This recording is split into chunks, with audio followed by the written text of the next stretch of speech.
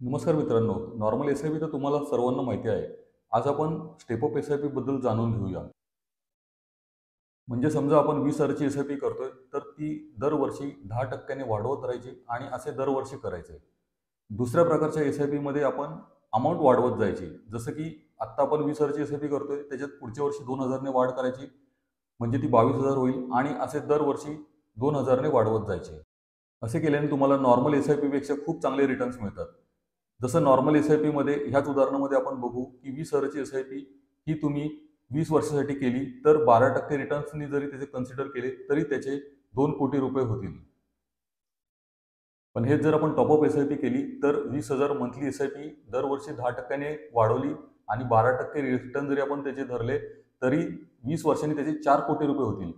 म्हणजेच आपल्याला टॉप एस-आय-पीमध्ये 2,00,00,000 अधिक मिळतील.